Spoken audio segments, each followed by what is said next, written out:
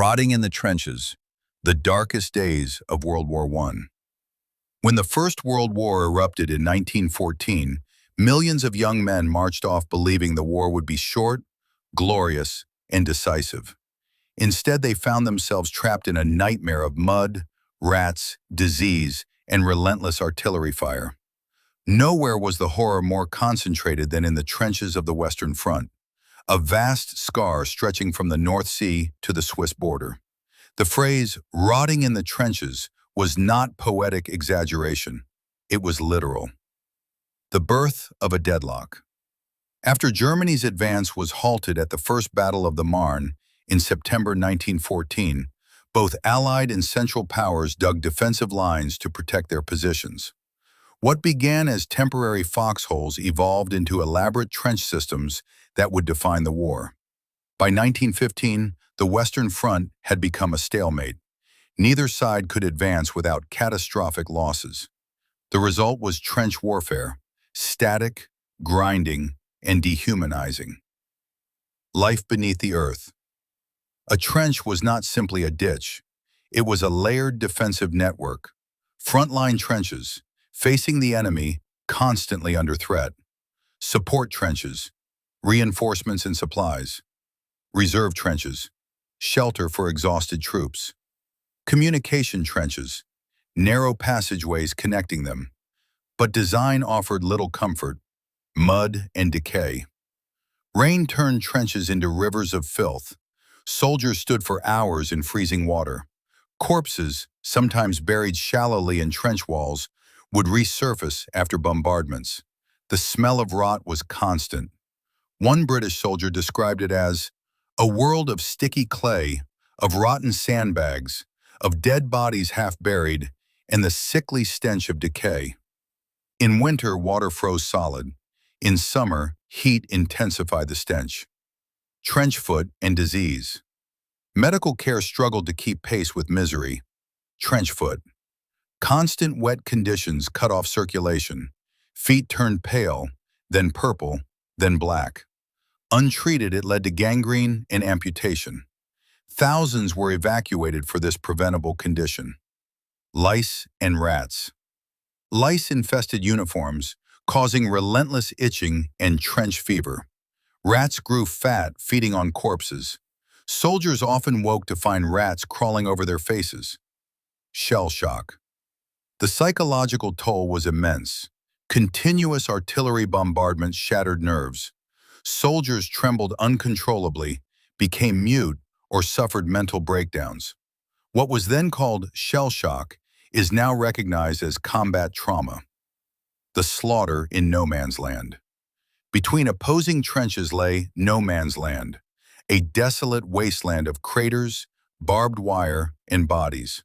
Major offensives became synonymous with mass death. Battle of Verdun, nearly 300 days of relentless fighting, over 700,000 casualties. Battle of the Somme. On the first day alone, the British Army suffered 57,000 casualties. Third Battle of Ypres, also known as Passchendaele, where men drowned in mud under artillery fire. Soldiers were ordered over the top, climbing out of trenches into machine gun fire. Gains were measured in yards. Losses were measured in thousands. Gas, the invisible terror. In 1915, a new horror was unleashed at the Second Battle of Ypres, poison gas. Chlorine and later mustard gas burned lungs in blinded victims. Gas masks became standard issue, but fear lingered. A drifting green cloud could mean suffocation within minutes. The psychological impact was as devastating as the physical. Coping with the unbearable. Despite everything, soldiers formed bonds that kept them alive. Dark humor helped them survive. Letters from home were treasured lifelines. Songs and trench newspapers offered distraction. Moments of humanity emerged, such as the unofficial Christmas truce of 1914. Yet desertion, mutiny, and mental collapse also increased as the war dragged on. Why the trenches endured. Trench warfare persisted because technology favored defense. Machine guns could cut down advancing troops in seconds. Barbed wire slowed charges. Heavy artillery pulverized exposed soldiers. Until tanks and new tactics emerged in 1918, breaking the stalemate seemed impossible. The human cost. By the war's end in 1918, over 16 million people were dead. Millions more returned home physically mutilated or psychologically scarred. The trenches left more than craters across Europe. They left a generation traumatized. Writers like Wilfred Owen and Siegfried Sassoon captured the bitter disillusionment of those who survived. Their poetry stripped away romantic notions of war and exposed its grim reality. Owen's famous line still echoes, "The old lie, dulce et decorum est, / pro patria mori," a legacy of mud and memory. The trenches of World War I were not merely battle positions. They were symbols of industrialized slaughter and human endurance pushed to its limits. Today, preserved trenches in France and Belgium stand as haunting reminders. Beneath peaceful fields lie the remnants of dugouts, rusted wire, and the bones of the fallen. Collapse, mutiny, and the breaking point, 1917 to 1918. By 1917, the war had dragged on for nearly 3 years. The trenches had consumed entire generations. The optimism of 1914 was gone, replaced by exhaustion, bitterness, and despair. Armies were no longer simply fighting the enemy. They were fighting collapse from within. 1917, the year of despair. The catastrophic losses at the Battle of Verdun and the Battle of the Somme had already pushed soldiers to their limits. Then came another nightmare, the Third Battle of Ypres. At Passchendaele, men drowned in liquid mud. Horses, artillery, and soldiers vanished into shell holes filled with water. A battlefield turned swamp became a symbol of futility. Morale collapsed. The French mutinies. After a failed offensive in 1917, nearly half of the French divisions experienced mutiny. Soldiers refused to launch suicidal attacks. They would defend France, but they would not march blindly into slaughter. The French army was on the brink of disintegration. Harsh punishments followed, but reforms also came. Better leave policies, improved rations, and fewer reckless offensives. The trenches had begun to devour discipline itself. The German strain. Germany faced its own crisis. The British naval blockade caused food shortages. Civilians starved. Soldiers at the front received thin rations and letters describing hardship at home. By late 1917, German troops were physically weakened and emotionally drained. Yet one last gamble remained, the 1918 Spring Offensive. In March 1918, Germany launched a massive assault before American forces could fully arrive. Known as the Spring Offensive, it used new stormtrooper infiltration tactics, bypassing strong points instead of charging directly at them. For a moment, the deadlock seemed broken. German troops advanced farther than at any time since 1914, but they outran supplies. Exhausted soldiers looted Allied stores for food and wine. Momentum faded. The final effort of trench warfare was burning out. The Americans arrive. In 1917, the United States entered the war. By 1918, fresh American troops were pouring into Europe under General John J. Pershing. Unlike the battle-worn European armies, American soldiers arrived energized. Their presence shifted the psychological balance. The final Allied counteroffensives, including the Meuse-Argonne, pushed German forces back steadily. Tanks, coordinated artillery, and air power made trench lines increasingly vulnerable. The system that had defined the war was finally cracking. The psychological breaking point. The trenches did more than destroy bodies. They eroded the human mind. Men lived with constant artillery barrages, the sight and smell of decomposing bodies, the fear of gas attacks, sudden death from unseen snipers. Shell shock cases multiplied in 1917 to 1918. Some soldiers froze mid-battle. Others wandered aimlessly. Many were executed earlier in the war for cowardice before psychological trauma was understood. The war exposed how industrial violence could overwhelm the human nervous system. The final collapse. By autumn 1918, Germany was unraveling. Allies were advancing. The German Navy mutinied. Workers' revolts erupted at home. On November 11, 1918, the guns fell silent. The trenches, once symbols of stalemate, became graves. What the trenches changed. The darkest days of trench warfare permanently altered warfare in society. Empires collapsed: German, Austro-Hungarian, Ottoman, Russian. Modern trauma medicine advanced. War poetry and literature turned bitter and disillusioned. Faith in old notions of honor and glory faded. The world that emerged after 1918 was fractured and cynical. The mud of the trenches had buried innocence. Echoes that never faded. Many veterans never escaped the trenches, not in their dreams. Some could not stand fireworks. Others panicked at sudden loud noises. Many never spoke of what they saw. The war ended. The rot lingered. A soldier's view from the edge of survival. Western Front, winter 1916. The mud has become part of me. It cakes my boots, stiffens my trousers, dries against my skin. When I sleep, if I sleep, I feel it cracking against my face. The trench wall presses close on either side, sandbags sagging, boards sinking under our weight. Somewhere beneath us lie the dead from months ago. We know because sometimes the earth gives way. We pretend not to notice. Stand to at dawn. Every morning before first light, we stand to. Rifles loaded, bayonets fixed, eyes fixed on the gray horizon. Dawn is when attacks often come. Across no man's land, the enemy trench is only a few hundred yards away. Sometimes closer. Close enough to hear coughing. Close enough to hear shouted insults in a language that no longer sounds foreign, just tired. We stare into mist and smoke, waiting for movement. Most mornings, nothing happens, but the waiting never stops. The artillery never sleeps. The shelling begins without warning. Night patrols. Night is worse than day.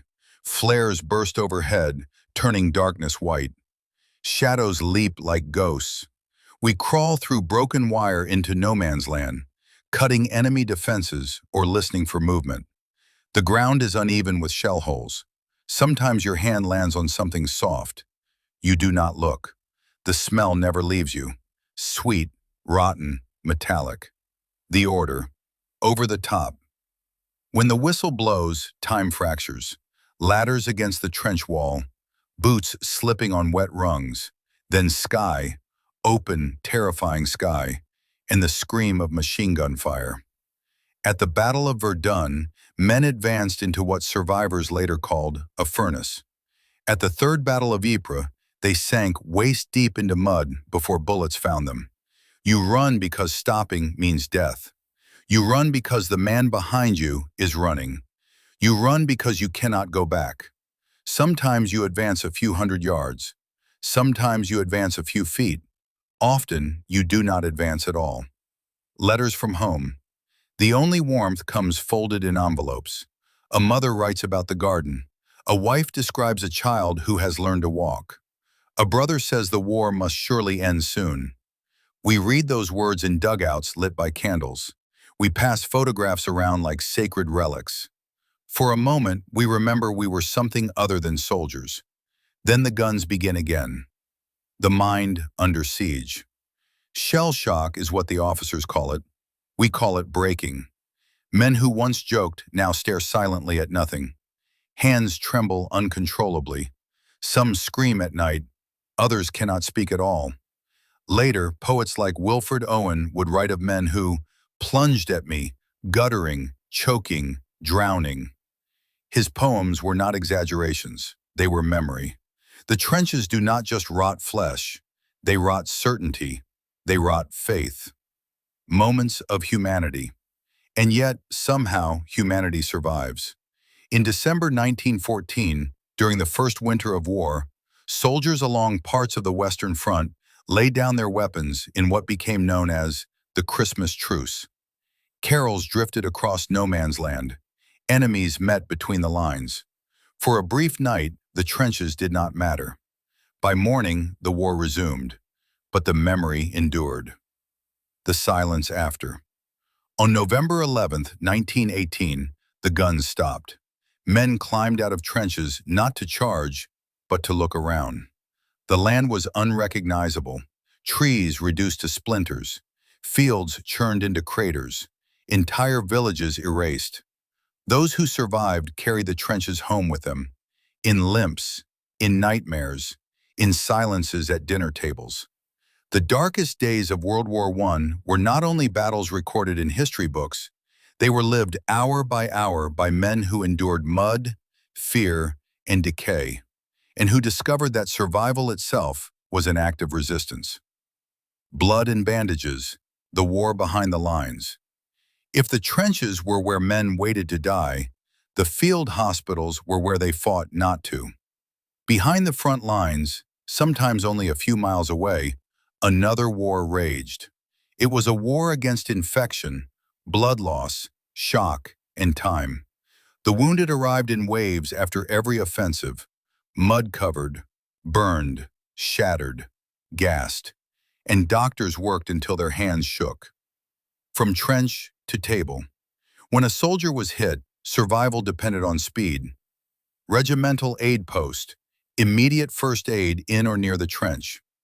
Field ambulance station, basic stabilization. Casualty clearing station, emergency surgery. Base hospital, longer-term treatment far from the guns.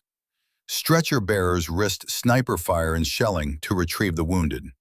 Many died unarmed, carrying others to safety. During major battles like the Battle of the Somme and the Battle of Verdun, thousands poured in within hours. Hospitals overflowed, floors became makeshift wards. There was no pause button in industrial war. Wounds of modern warfare. World War I weaponry produced injuries unlike anything doctors had seen before. Shrapnel and high-explosive shells. Explosions tore limbs apart. Metal fragments embedded deep in flesh.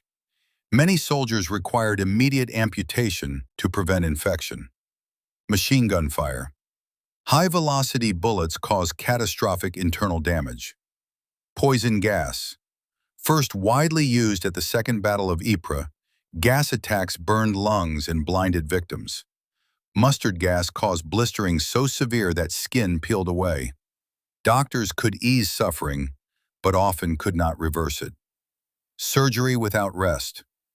Operations were brutal and urgent. Anesthetics were limited. Antibiotics did not yet exist.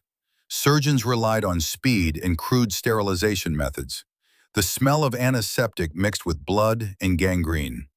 New techniques emerged out of necessity. Improved wound cleaning to reduce infection.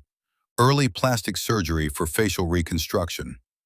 Blood transfusion methods that saved thousands. Men whose faces had been destroyed by shell blasts underwent pioneering reconstructive surgery. Some wore metal masks to hide disfigurement. War accelerated medical innovation, but at horrifying cost. Shell shock, the invisible wound. Not all wounds bled. After relentless bombardments at places like the Third Battle of Ypres, soldiers began arriving at hospitals without visible injury, trembling uncontrollably, unable to speak, blind without physical cause, paralyzed by fear. Some doctors believed it was cowardice, others recognized trauma.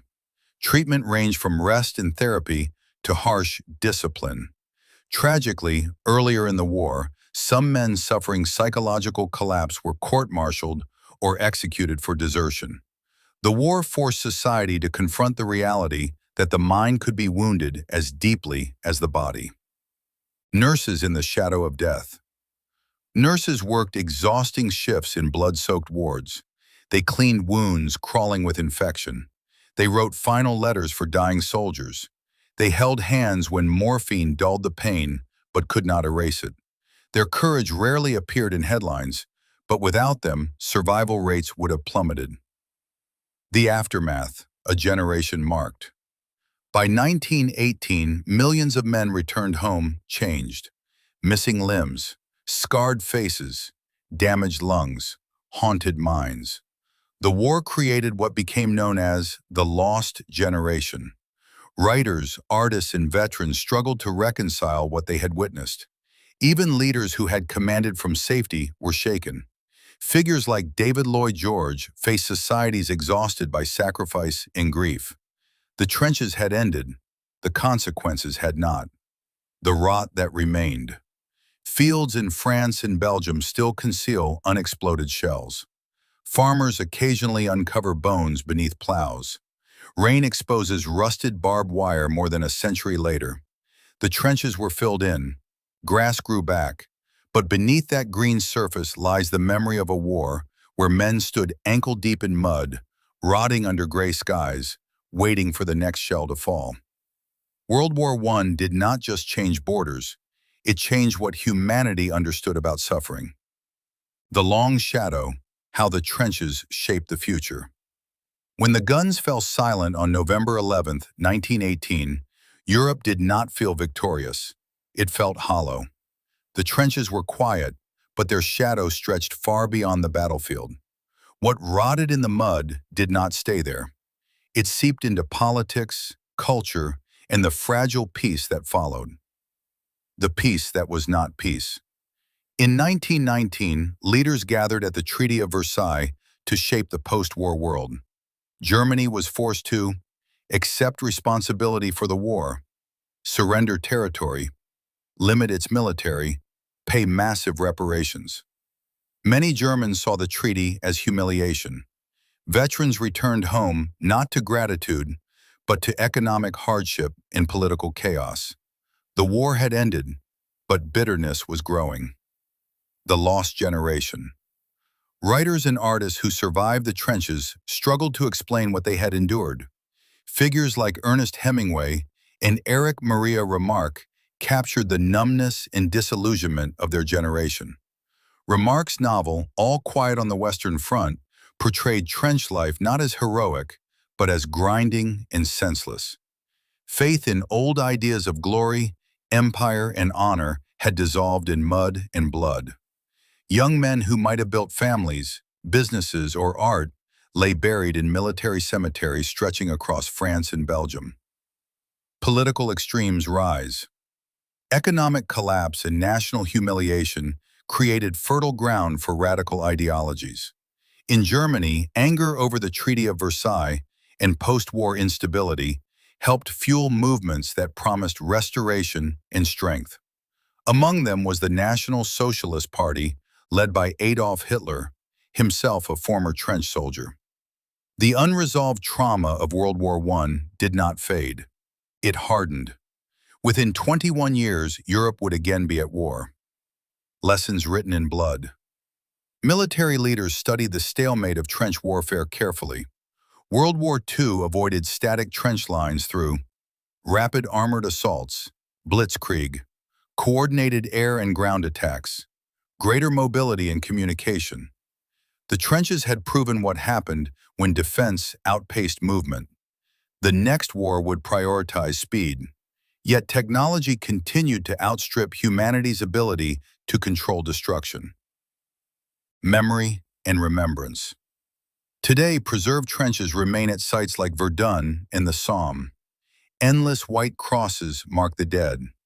Names carved into stone represent lives interrupted at 18, 19, 20 years old. Ceremonies each November honor those who endured what words can barely describe. But remembrance is not only about mourning, it is about warning. The trenches teach that modern war, fueled by industrial power and political pride, can trap nations in cycles of slaughter. Epilogue. Beneath the grass. Stand today on a quiet field in northern France. You will see green hills, grazing sheep, peaceful skies. But beneath the soil lie rusted helmets, broken rifles, and unexploded shells. Beneath the soil lie fragments of a generation that stood ankle-deep in water, breathing gas, waiting for whistles that sent them into gunfire.